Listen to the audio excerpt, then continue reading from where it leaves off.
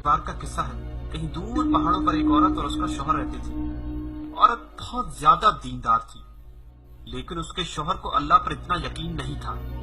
بیوی جب بھی اللہ یا اس کے رسول کا ذکر کرتی تو شوہر اسے ڈانٹ دیتا۔ گھر کے حالات بھی کچھ اتنے اچھے نہ تھے، شاید اسی لیے شوہر ہمیشہ ناشکری کرتا رہتا۔ ایک شام گھر میں کھانا نہ ہونے کے برابر تھا، محض ایک ہی روٹی بن سکی۔ عورت نے سوچا کہ آدھی روٹی اس کا شوہر کھا لے گا اور آدھی وہ کھا لے گی، لیکن کچھ ہی دیر بعد باہر کا دروازہ بجا۔ عورت نے جب دروازہ کھولا تو اس نے بہت لاچار، مجبور اور بھوکا بھکاری دیکھا۔ عورت کو اس پر بہت رحم آیا اور اس نے اللہ کے بھروسے گھر میں جو ایک ہی روٹی تھی وہ اس بھکاری کو دے دی، اس یقین کے ساتھ کہ اللہ اس کی ضرور مدد کرے گا۔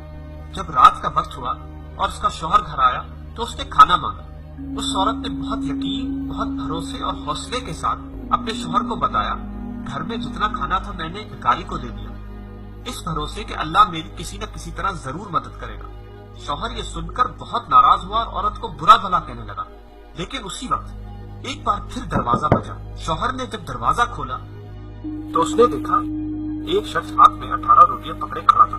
اس شخص نے کہا، فلاں شخص نے آج نیاز کیا تھا تو یہ آپ کے حصے کا نیاز ہے۔ شوہر یہ دیکھ کر بہت حیران ہوا اور شاید پریشان تھا۔ وہ یہ روٹیاں لے کر اندر گیا۔ جب اس عورت نے یہ روٹیاں دیکھی تو اس نے فوراً کہا، اس میں 2 روٹیاں کم ہیں۔ شوہر یہ سن کر مزید پریشان اور حیران ہو گیا، لیکن اس نے بغیر کوئی سوال پوچھے دوبارہ باہر گیا اور شخص سے معلوم کیا اس میں 2 روٹیاں کم کیوں ہیں۔ اس شخص نے جواب دیا، میں جب راستے سے آ رہا تھا تو مجھے بہت بھوک لگی تو میں نے اس میں سے 2 روٹیاں کھا لی، مجھے معاف کرنا۔ شوہر بہت حیران ہوا اور پریشان ہوا اور دوبارہ اندر چلا گیا۔ اس بار اس نے اپنی بیوی سے سوال کیا کہ تمہیں کیسے معلوم کہ اس میں 2 روٹیاں کم تھی؟ عورت نے بہت مسکراتے ہوئے کہا، میرے اللہ نے کہا ہے جو میری راہ میں خرچ کرے گا میں اس سے 20 گنا زیادہ عطا کروں گا۔ شوہر اپنی بیوی کا یہ جذبہ اور یقین دیکھ کر بہت حیران، بہت پریشان ہوا اور زار زار رونے لگا اور اللہ سے اپنے گناہوں کی معافی مانگنے لگا، اپنی ناشکری کی معافی مانگنے لگا۔